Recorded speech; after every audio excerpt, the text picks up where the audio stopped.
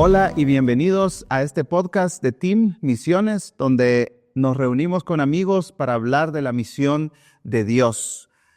Es un privilegio para mí presentarles a Gabriel Ortiz. Gabriel es un amigo conocido hace muchos años ya aquí en Guatemala, en la misión. Gabriel, bienvenido.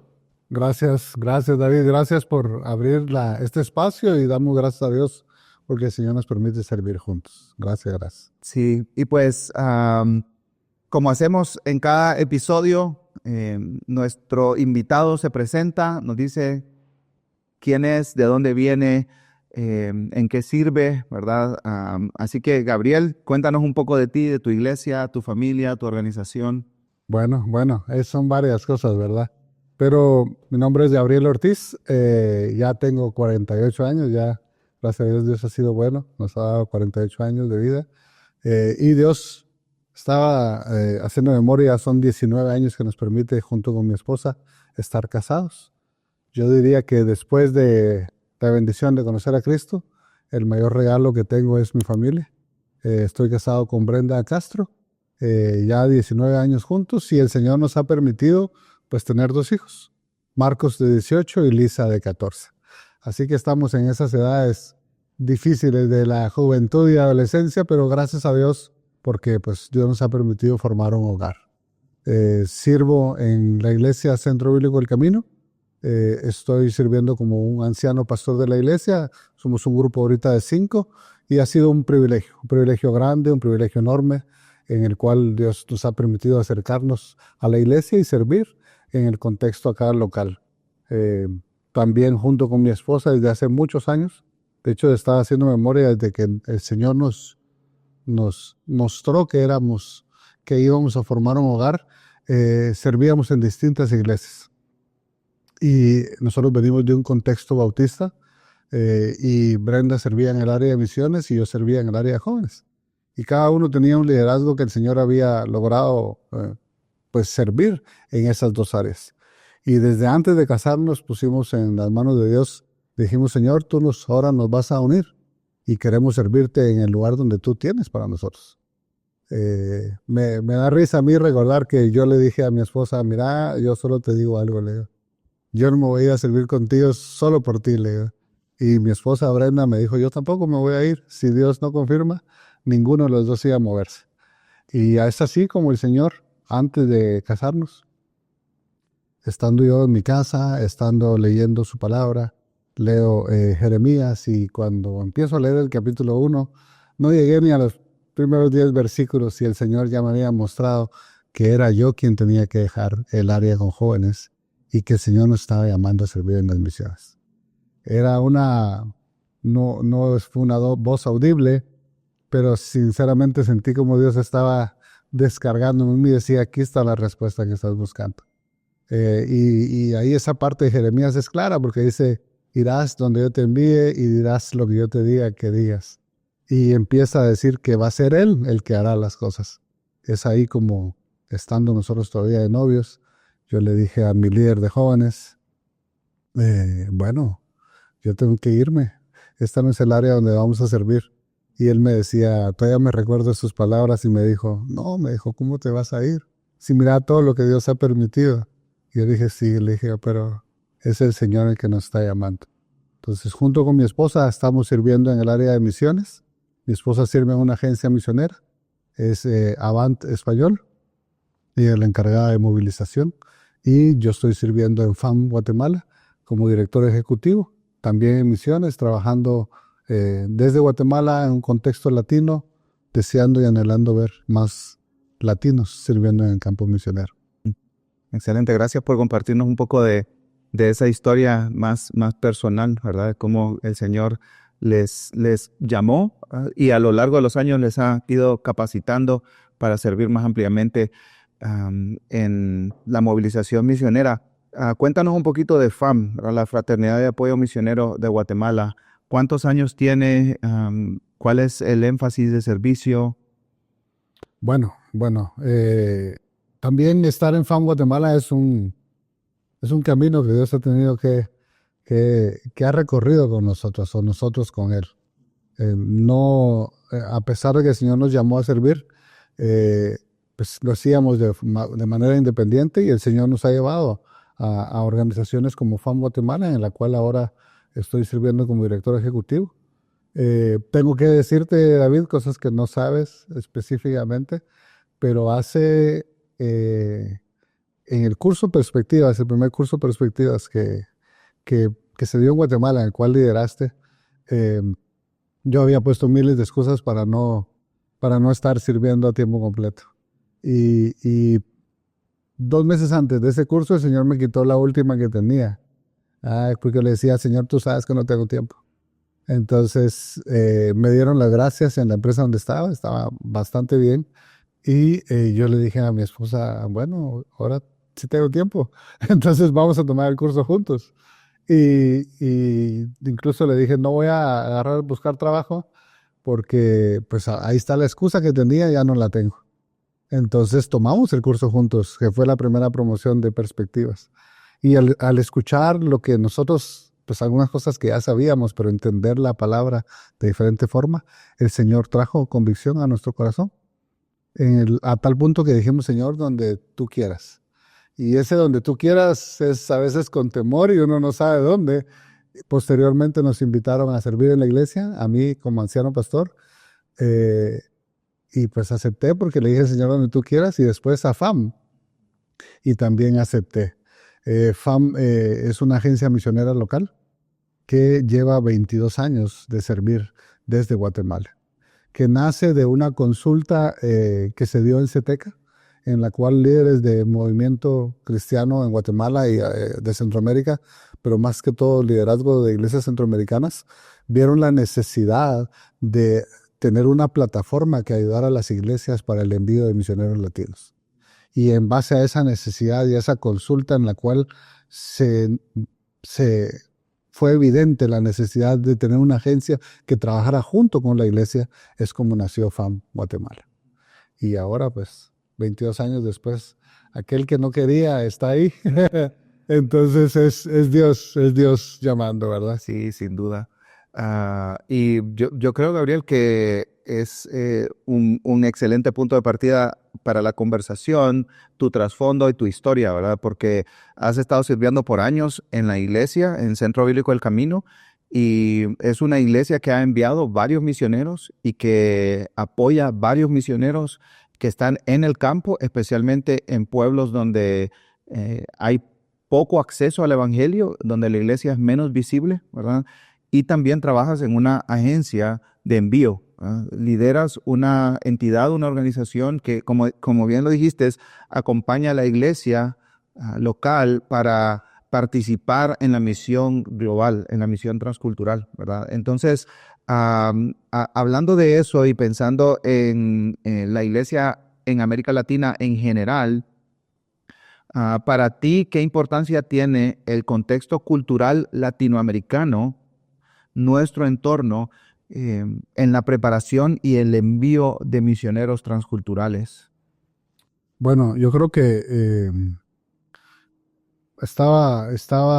Dios, estando en FAM Guatemala, me ha permitido pues salir y ver otros contextos, ver otros países, ver la necesidad que hay, ver cómo Dios ha bendecido Guatemala grandemente, ver cómo a nivel de Latinoamérica también Dios nos ha bendecido, y no en lo que muchas veces pareciera a veces como queja, en función de decir, bueno, otras culturas, otros países están mejor económicamente. Hasta esa área económica, política y social, Dios la tiene bajo control. Y esa es una de las primeras herramientas que creo que Dios ha dado a los latinos, el contexto en el cual hemos crecido, porque es un contexto político diferente al resto del mundo, es un contexto económico también distinto, es un contexto en el cual pues, yo estaba en otros lugares que nunca pensé estar, y nuestra fisonomía La gente va y te habla en un idioma que no conoces porque creen y aseguran que eres de ese país. Entonces, Dios ha venido trabajando en Latinoamérica, en el tema de la resiliencia, en el tema de poder conocer de Dios, experimentar a Dios, en el contexto político, en el contexto social, en el que somos más adaptables a otras culturas, por lo que ya hemos vivido en nuestros países. Y yo creo que la iglesia latinoamericana debe abrir los ojos y darse cuenta que cualquiera de nosotros, si va a un país como la India, yo creo que pasamos desapercibidos y si no nos escuchan hablar, pensarían que somos indios.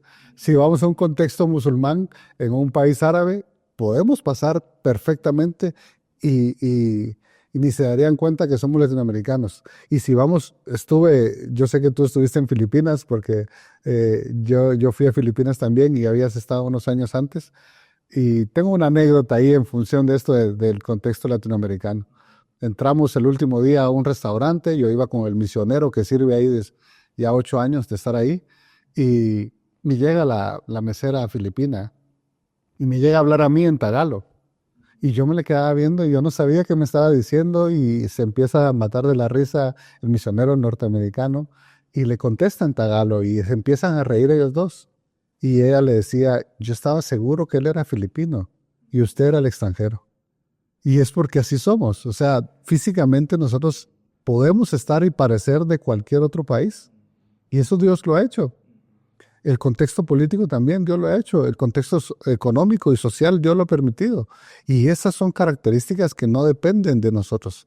Ha sido Dios trabajando en la vida de Latinoamérica, preparándonos para algo que nosotros solo tenemos que abrir los ojos y darnos cuenta que Dios tiene un propósito para nosotros. Y el área de la iglesia, nosotros junto con mi esposa venimos de trasfondo bautista, de Iglesias Bautistas del Sur, acá en Guatemala, y servimos 10 años, nuestros primeros 10 años de casados, servimos en una iglesia bautista, con deseos de ver misioneros bautistas levantándose y ir al campo transcultural. Fue un tiempo de aprendizaje, fue un tiempo tal vez de muchas frustraciones porque no logramos verlo. El Señor nos llevó a Centro Bíblico del Camino, llevamos 8 años de estar ahí en Centro Bíblico del Camino, y era todo lo contrario. Ahí tenemos misioneros que han nacido y han salido de la iglesia, que están en Alemania, que están en España, que han estado en el Medio Oriente, que han estado están en la India, en distintos contextos. ¿Y cómo cambia la perspectiva de querer ver a Dios obrando en otros países a llegar a una iglesia donde ya hay obreros en otros países, pero siguen siendo las mismas necesidades? Que la iglesia local se comprometa a interceder por ellos, que la iglesia se comprometa a orar por ellos, que la iglesia pueda ver que los misioneros que están en campo es una extensión de la iglesia, es la iglesia yendo al campo. Y no solo son personas especiales que Dios llamó a algo específico, sino que es toda la iglesia, es una visión de la iglesia. Y yo creo que ese es el mayor aprendizaje. Saber y entender que Dios ha llamado a la iglesia, tanto a los que van y dejan su país, como a los que se quedan. Porque todos tenemos que hacer un rol diferente, pero un mismo rol, porque es un mismo llamado. Sí, mientras hablas y haces esta conexión entre los que van y la iglesia local, ¿verdad? Viene a mi mente pues las palabras de Guillermo Carey, ¿no? A sus amigos que quedaron en Inglaterra. Estamos hablando de 1791, 92, 93. Dice, yo voy a descender a lo profundo del pozo, pero ustedes tienen que sostener la cuerda, ¿verdad? Yo creo que hay muchos desafíos que enfrentan las personas que salen transculturalmente, cruzando barreras, ¿verdad? De idioma, de cultura, asuntos migratorios, ¿verdad? Y yo creo que es un desafío, es un desafío. Ahora, muchas veces pensamos, no se puede, es muy difícil o es muy caro. Entonces, pensando en ese razonamiento, más con tendencia más hacia que no se puede, ¿qué piensas tú que la iglesia latinoamericana necesita creer y practicar para poder enviar obreros latinos al campo? Es bien difícil, ¿verdad? Pero, y bien amplio, pero yo creo que lo primero que nos toca ver y entender es entender que la gran comisión fue dada a la iglesia. Que no es a un grupo específico. Yo creo que en todas las iglesias habrá gente que cuando escucha hablar de misiones dice, bueno, eso no es para mí. Pero cuando nosotros vemos la gran comisión en Mateo 28, nosotros vemos que primero empieza diciendo que el Señor Jesús dijo, toda potestad me da en el cielo y en la tierra. Y él lo que te estaba diciendo es que Él es el que tiene la autoridad. Y con esa autoridad empieza y dice, bueno, por tanto, id y hacer discípulos. Y esa es una gran comisión para toda la iglesia. No solo para el que deja su país, no para el que va al campo transcultural. Es una tarea de la iglesia. Entonces yo creo que lo primero que la iglesia tiene que entender es la obediencia. Un amigo que sirvió en las Fuerzas Armadas de otro país decía es que si tenemos un mandato, no necesitamos un llamado. Y cuando él lo decía en el contexto militar, en el que él sabe lo que es una orden. Y yo cuando él lo decía, bueno, es que es cierto, es que el Señor ya nos mandó a todos. Pero una de las primeras excusas de la gente que no desea ni apoyar ni ir es que yo no tengo un llamado a las misiones. Pero es que la gran comisión es un mandato para todo creyente. Entonces nos está diciendo, vayan. Y dice, conforme vayan, hagan discípulos. Pero nos está hablando de una iglesia en movimiento, no de una iglesia estática. Y ese es el primer riesgo en América Latina. Querer levantar esa torre de Babel en nuestro lugar donde se reconozca y se vea lo que la iglesia es y crezca y vean todos cómo ha crecido la iglesia cuando el mandato es ir y hacer discípulos. O sea, si no somos obedientes a ese mandato y no vemos que eso incluye a todos, ahí hay un error. Ahí es la primera alerta. Ahí hemos dejado de creer una parte que es la que el Señor Jesús nos encomendó, porque es tarea de la iglesia. Y la tarea de la iglesia empieza desde el liderazgo hasta los que están dentro de la iglesia y tal vez no tienen privilegio. Todos tenemos el mandato de ir. Todos hemos sido llamados a eso. Y no necesitamos un llamado diferente. El mandato está ahí. Entonces, lo primero es la obediencia. Que no cerremos los ojos a una parte de la Escritura, sino que entendamos que todos somos llamados. Lo segundo que yo diría, David, es, y ya te dije que vengo de un trasfondo bautista, pero es escuchar al Espíritu Santo. Un hermano hace un tiempo llegó a la iglesia y decía, ¿hace cuánto tú no escuchas a Dios hablando de tu vida? Y si nosotros vemos en Juan, vemos en Hechos, vemos que Jesús envió a sus discípulos a predicar también, pero no sin antes recibir el Espíritu Santo. Y vemos que cuando Pablo y Bernabé fueron escogidos para ir, fueron enviados y guiados por el Espíritu Santo para que fueran ellos. ¿Cuántas veces la iglesia ha dejado de escuchar al Espíritu Santo y por eso no somos obedientes? Porque estamos metidos en nuestra propia vida eclesial, en nuestra propia vida de iglesia, y no escuchamos la voz del Señor llamándonos porque tenemos las competencias para hacerlo. Ya hablé de obediencia y hablé de escuchar al Espíritu Santo. Y lo tercero yo creo que es creerle a Dios.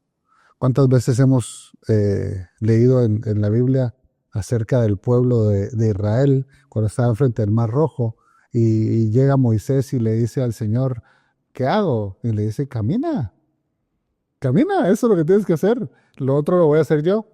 Y nosotros queremos ver antes lo que el Señor va a hacer antes de caminar.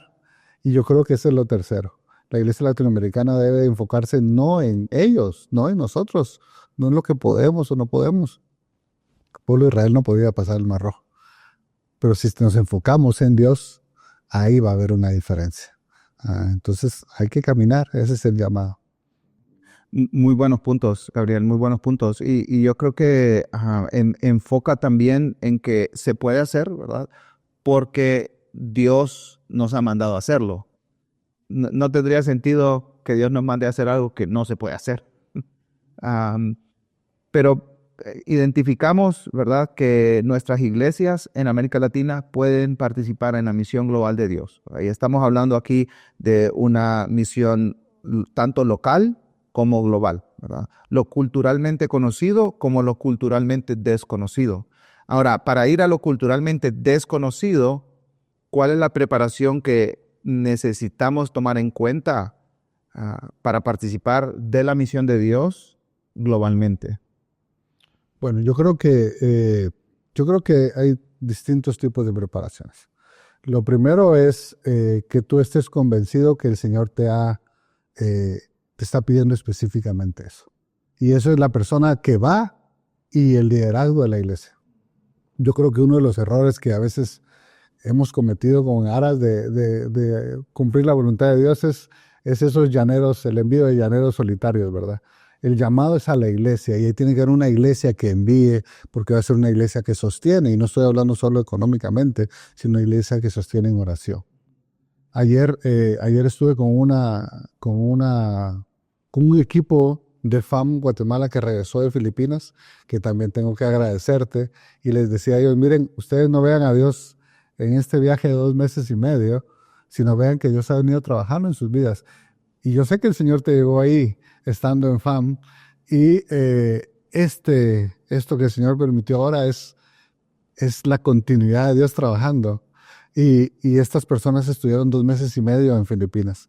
Y esta persona me decía, mira, uno de nuestros mayores temores como latinos es lo económico. Y dice, un día antes de irme a Filipinas, llegó una hermana de la iglesia de 70 y algo de años. Y le dijo, hermana, yo no le puedo dar dinero. Pero primero vengo a orar por usted, le dijo. Segundo, ella vende Avon y con eso se sostiene. Y le dice, yo vengo a darle uno de mis perfumes que tengo. Y decía esta hermana, yo vi al Señor ahí. Entonces, porque no me dio dinero, que a veces la excusa es el dinero. Y la preparación decimos, no, es que no tengo el presupuesto para irme. Pero no necesitamos eso. O sea, sí lo necesitamos, pero Dios lo va a proveer de una forma. Pero necesitamos que la iglesia esté orando, que la iglesia te envíe, que la iglesia te sostenga. Esa es la primera preparación. No irnos al campo solos y decir, bueno, el Señor me llamó y el Señor va a hacer lo que sea y haz milagros. No, porque también en la Biblia vemos que en la iglesia cuando enviaron a Pablo y Bernabé en su primer viaje misionero, el Espíritu Santo obró y escogió a Pablo y Bernabé y fueron enviados por la iglesia. Hay una iglesia que te sostiene en casa. Y ese es lo primero, que hay una iglesia que te sostenga. Lo segundo es creerle a Dios en el tema económico. Ayer estuve también con otro misionero que no es de FAM, que es una pareja que sirve en los Emiratos Árabes, y decía, cuando el Señor dijo, es ahora, en 8 meses se juntó un presupuesto que ni les digo, hermanos, cuánto es, porque yo mismo cuando me dijeron el presupuesto dije, eso no se va a juntar nunca. Para el contexto latino es imposible. Están sirviendo en Emiratos Árabes. Y me dicen, mira, solo fue decirle al Señor, sí estamos dispuestos, y en 8 meses el Señor juntó todo. Entonces, la segunda preparación es creerle a Dios de que Él va a dar ese sustento económico. Y lo otro que yo diría es la preparación teológica, porque el Señor nos ha llamado a ser discípulos. El llamado no es ir y predicar, el llamado es a ser discípulos. Van a haber iglesias sanas si nosotros enseñamos la sana doctrina. Si yo no conozco la palabra, si yo no amo la palabra, si yo no he encontrado esas perlas en la palabra, ¿qué vamos a ir a reproducir allá? Porque no vamos a levantar una bandera de mi iglesia local allá en el otro país. Vamos a levantar discípulos del Señor que puedan reproducirse en más discípulos del Señor. Entonces tiene que haber una preparación teológica. Porque se van a ir, cuando la Biblia dice que no tenemos lucha contra sangre y carne, sino contra huestes espirituales de maldad y principados y potestades, es eso a donde ellos van. Van a un mundo de oscuridad donde va a haber una opresión del enemigo. Y nosotros tenemos que estar fundamentados en la palabra para que las iglesias y los nuevos creyentes que se reproduzcan sean iglesias sanas. Y esas 3 cosas podría yo decir. Tiene que haber una iglesia que te envíe, tiene que haber un creerle a Dios por sobre todas las cosas y tiene que haber una preparación teológica que te permita reproducir cristianos verdaderos. La persona que vaya al campo en este contexto en el cual no conocen al Señor y no hay iglesias cristianas, ellos van a ver al Señor en la persona que llegue.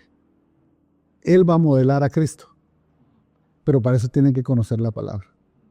Entonces esas 3 cosas creo yo que podrían ser parte muy importante de esa preparación que hay que hacerla desde acá. Y mucha de esa preparación no la podemos hacer solas. Y es ahí donde agencias misioneras pueden ayudar al que quiera ir. Y es ahí donde agencias pueden trabajar con la iglesia. Es ahí donde agencias pueden ver algunas capacidades específicas en formación de carácter de la persona que va a ir al campo. Ah, Sí, y también es importante destacar a dónde se está yendo, ¿verdad? Porque hay una enorme variedad de oportunidades para participar de la misión de Dios transculturalmente y depende del lugar, ¿verdad? Por ejemplo, con qué religión mayoritaria vas a trabajar, ¿verdad? Hay contextos de Islam, ¿verdad? Hay contextos hinduistas, hay contextos budistas, hay religiones tribales, ¿verdad? Que tienen más conceptos ancestrales o de espiritismo, ¿verdad? Y hay muchos lugares donde esto se mezcla, ¿verdad? El Islam con el espiritismo, ¿verdad? La brujería, el hinduismo, hay muchas diferentes variedades de contextos. Entonces también yo creo que es importante, ¿verdad? Conectar la preparación con el contexto donde se va a ir a trabajar. Ahora, tú hace unos minutos mencionabas, Gabriel, que los latinos tenemos en algunos contextos tenemos esa facilidad como un poco de pasar desapercibidos, ¿verdad? De no llamar la atención porque nos mezclamos bien en el entorno, ¿verdad? Nuestro color de piel, nuestras facciones, y aún nuestra historia sociopolítica, ¿verdad? Decir que venimos de países latinoamericanos no necesariamente significa una amenaza, ¿verdad? Política o militar o económica, ¿no? Entonces, Dios, como decías antes, nos ha preparado para eso. Ahora, eh, hay ventajas, pero hay desafíos también, ¿verdad? ¿Tú pudieras mencionar, tal vez viene a tu mente, un par de ventajas más de las que ya mencionaste, pero sí me gustaría que pudiéramos pensar en los desafíos. ¿Qué desafíos enfrenta un latino soltero, una hermana soltera, una familia de latinos que van al campo misionero? Bueno, yo creo que uno de los desafíos, que voy a empezar por los desafíos, porque tú tocaste un tema que creo que es muy importante recalcarlo, es el tema de las distintas religiones en cada lugar donde van. O sea, una parte de la preparación debe ser es saber a qué contexto vas, porque ahí vendrán muchos desafíos. Porque ¿qué tenemos nosotros acá, por poner un ejemplo, en Guatemala? Pues que la religión predominante es la católica. Entonces vas a hablar de Jesús con alguien que cree en Jesús, pero lo cree de forma diferente. Pero es diferente eso a ir a trabajar en el hinduismo, donde hay más de 1.000 millones de dioses, donde Jesús es uno más dentro de un montón, pero que ellos no tienen el concepto de Dios como tú le llevas a presentar el concepto de Dios, de un único Dios. Es diferente ir y hablar con musulmanes, donde ellos pues sí creen que Jesús fue un buen hombre y es un profeta, pero no nada más. Donde solo decir que Jesús es el Hijo de Dios y que murió en la cruz, ¿cómo va a morir Dios? O sea, son cosas muy diferentes y ese es uno de los desafíos más grandes. Entender y amar a las personas con las cuales vas a llegar a predicar. Eso lo tienes que hacer aquí, en casa. Tienes que conocer y empaparte de saber qué creen ellos, por qué lo creen, cuál es su sustento, cómo puedes tú iniciar conversaciones sanas con ellos. Porque no vamos al choque, ¿verdad? Sino vamos a mostrar y a modelar el amor de Dios. ¿Cómo lo voy a hacer en estas culturas? Ese es el primer desafío.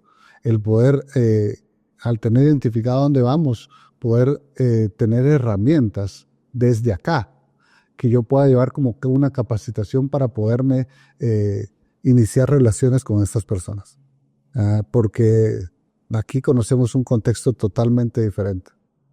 Por eso es que muchas veces, y los misioneros, yo creo que lo siguen diciendo todavía, cuando llegan a algunas iglesias y les preguntan, ¿cuántos convertidos tienes? Ayer me decía este amigo de Emiratos Árabes, dice, 30 años lleva el equipo sirviendo ahí, y ahora hemos escuchado de un creyente.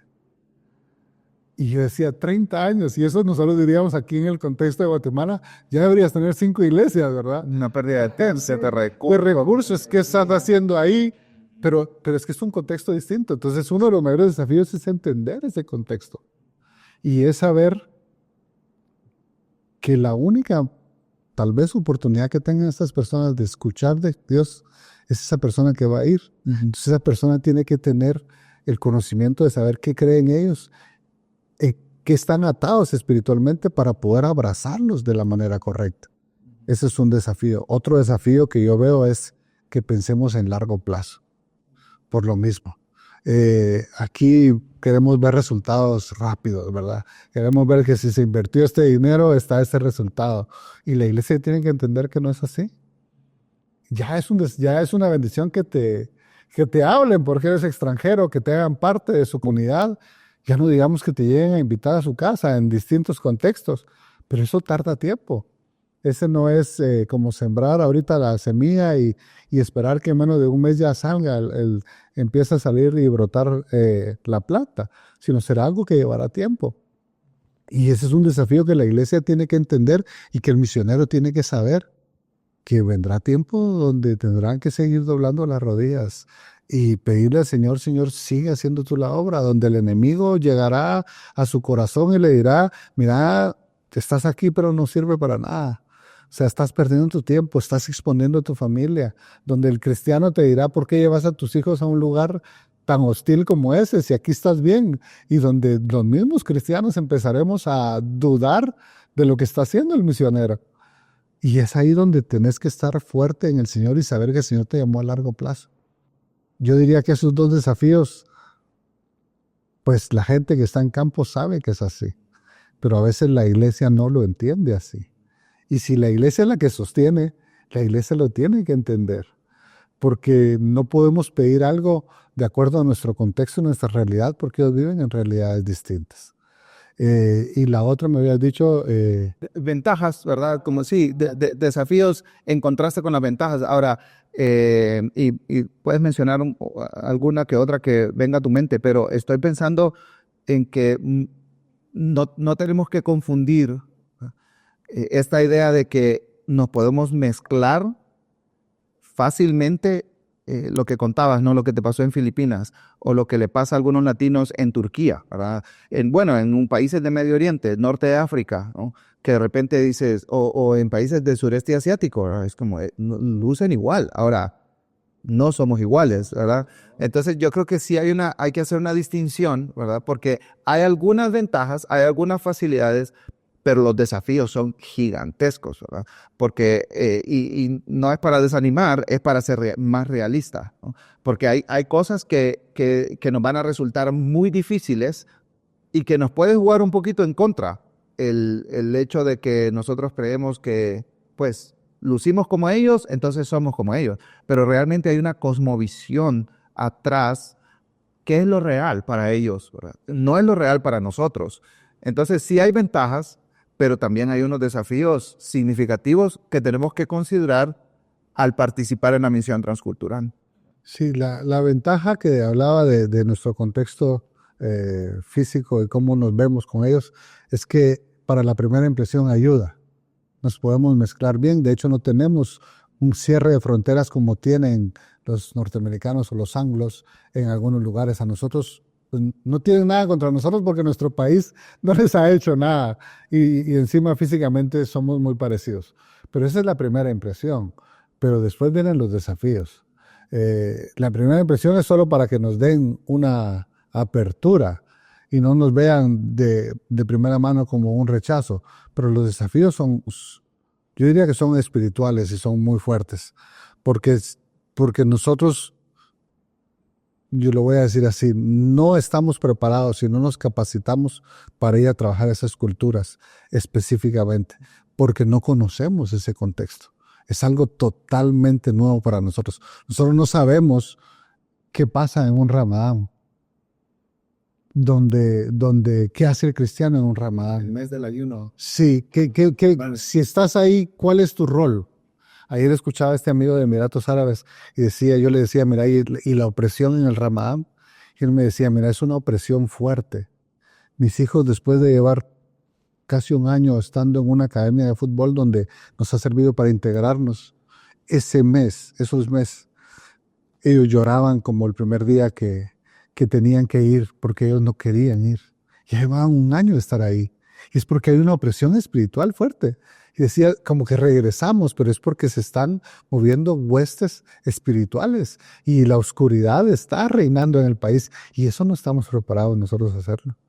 Y él me decía, eran específicamente en esas fechas donde hay más opresión espiritual, donde la gente sabe que eres extranjero y aunque les has dicho que llegas a hacer algo, saben que eres cristiano y saben que querés convencerlos de una verdad en la que ellos no creen.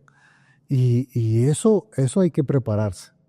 Eso ya no te ayuda a ser igual físicamente o ser muy parecido, porque hay una opresión espiritual que si no estamos capacitados para poderla soportar personalmente como familia y estar en un contexto, nos puede hacer mucho daño. O sea, creo que yo diría la opresión espiritual sería la, el mayor desafío, porque son algunas religiones adoran específicamente a Satanás. Y nosotros aquí estamos estamos convenciendo, queriendo convencer a alguien que cree en Jesús, que la única diferencia es, bueno, hay varias diferencias, pero que es algo muy similar a lo que nosotros estamos contando acerca de Dios. Sí, por lo menos aquí en el contexto latinoamericano se entienden los conceptos de los que estamos hablando. ¿Te entienden que hay un solo Dios? Y la iglesia también es conocida, ¿verdad? Se entiende que hay una iglesia evangélica, que hay cristianos que van a hacer ese tipo de cosas, no van a evangelizar, van a discipular a otros, van a predicar el evangelio, pero claro, estamos hablando en la misión transcultural, hay contextos donde eso no se entiende. Así es. Y yo le decía, por un ejemplo, yo voy a hablar de este ejemplo de ayer porque es bien reciente. Me dicen el Ramadán, decía mi amigo, él está en Emiratos Árabes. El sheikh, el príncipe de esa área, invitó a la gente. Dice, yo pensé que era un salón de 1000 personas que iban a llegar, pero era un grupo un poco más reducido. Y cuando estábamos ahí,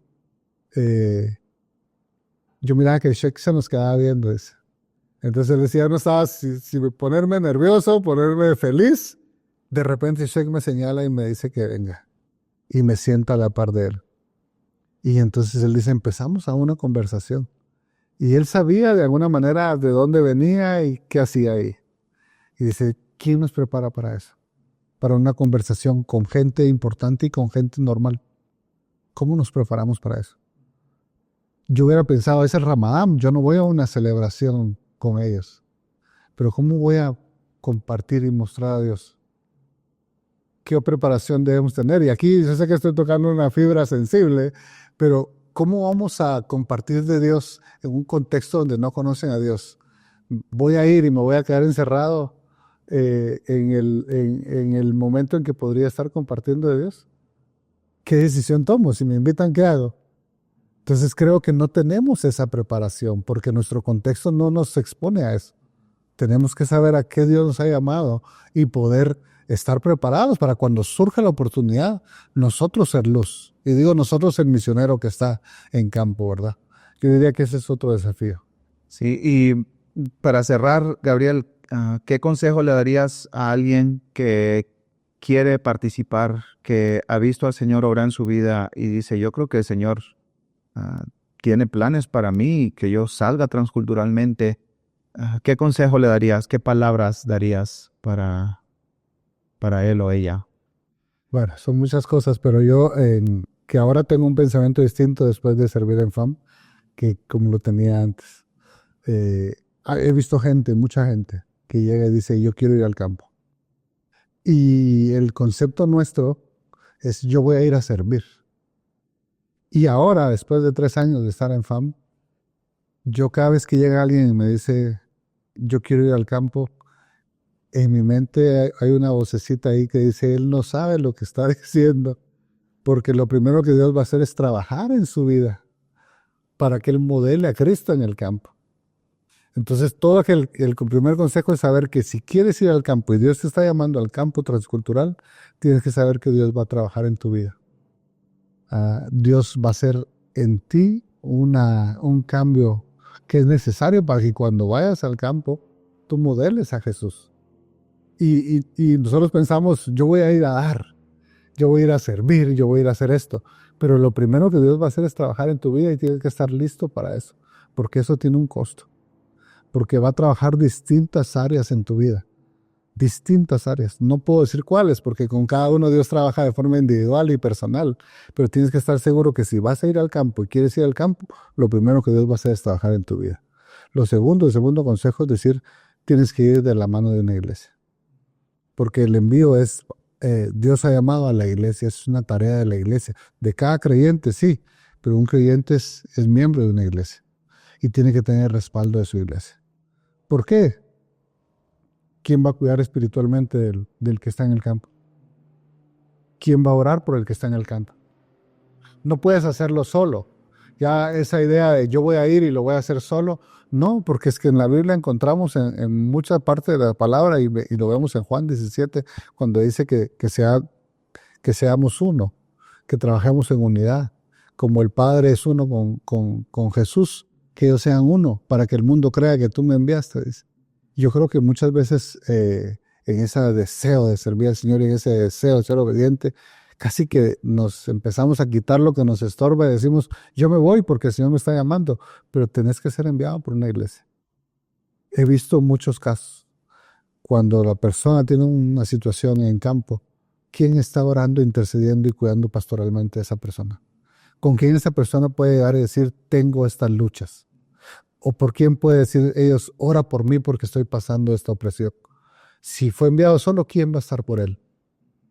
Yo creo que ese es algo que el que tiene deseo de ir al campo tiene que saber que tiene que ir a una iglesia que lo envíe.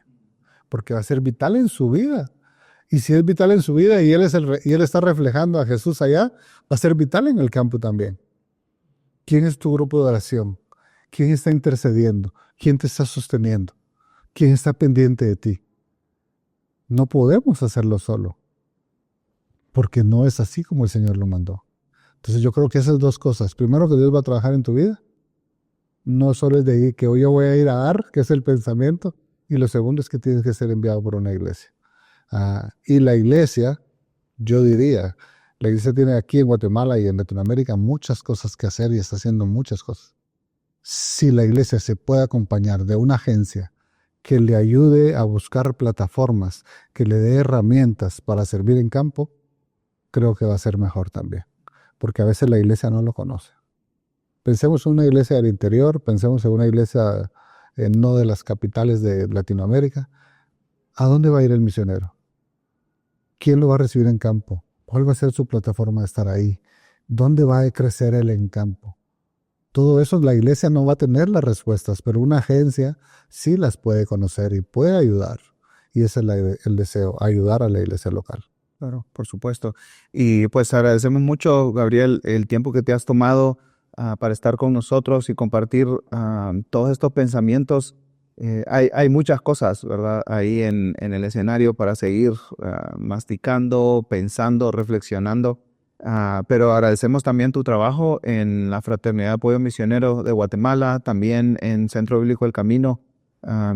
Realmente es una bendición ver a personas como tú, ¿verdad? Como tu esposa, Brenda, acompañando a la iglesia, sirviendo a la iglesia y también acompañando a aquellos que Dios está levantando de América Latina, que están escuchando al Espíritu Santo para ser enviados a las naciones a predicar el Evangelio.